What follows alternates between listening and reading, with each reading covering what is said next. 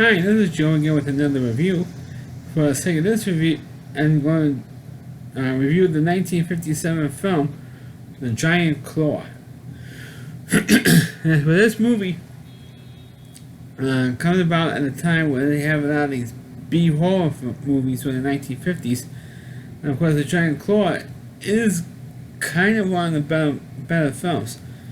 But it's also the movie that a lot of people crap on. Because at that point, it becomes such a cliche movie. That's one. And the other reason why a lot of people crap on is because of the look of the creature. And I want to get into that. Of course, this movie, like I said, The Giant Claw is about basically this ugly giant bird, and they keep referring to it several times in the film as the size of a battleship. I mean, seriously? And the look of the film, because this was a low budget film, a horror film in the 50s, or B movie, and then it has such a great, special effect. They tried to get a big name budget, big name special effects house to design the creature and stuff, and they couldn't get one, so they had to go to like a place in London to design this creature.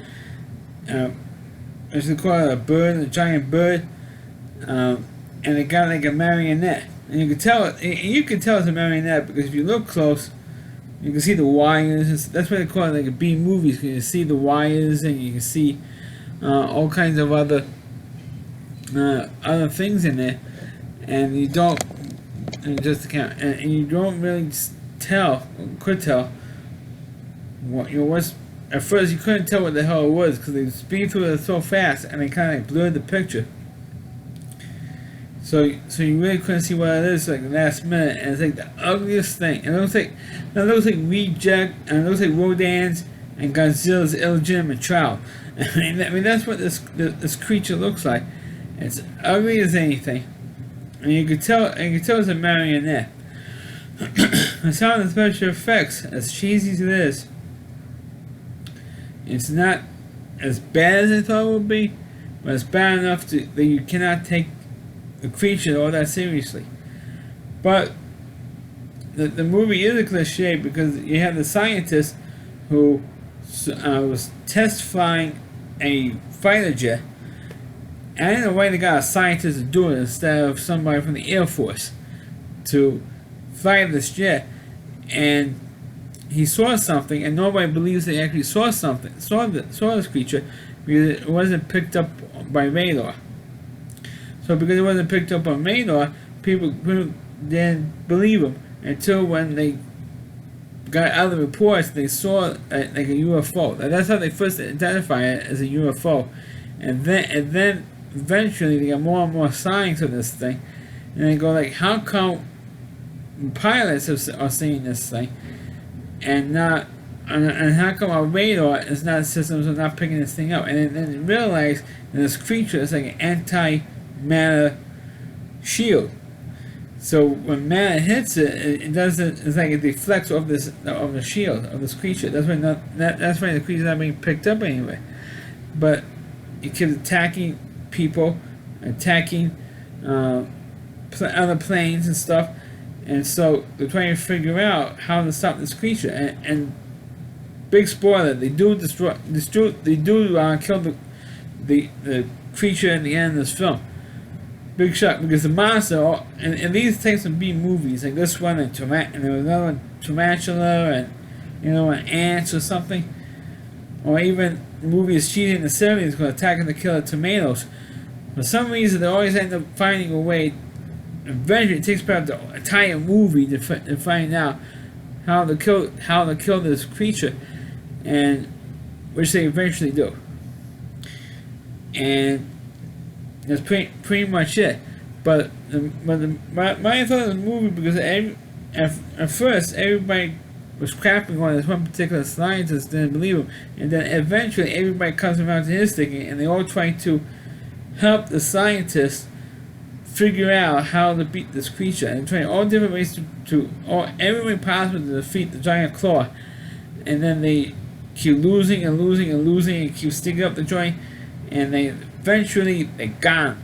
They got the creature and it drowns in the water. You see the claw coming out of the water, and eventually it sinks in the ocean. And that's it. But it is one of the few B movies that's, I mean, other than the look of the creature, it's one of the movies that's really intelligent and really doesn't talk down to anybody. I mean, if you see enough of these B movies, and I've seen a few of them, and you know when they're going to destroy the creature. The only question is how they're going to do it, how they're going to defeat this thing.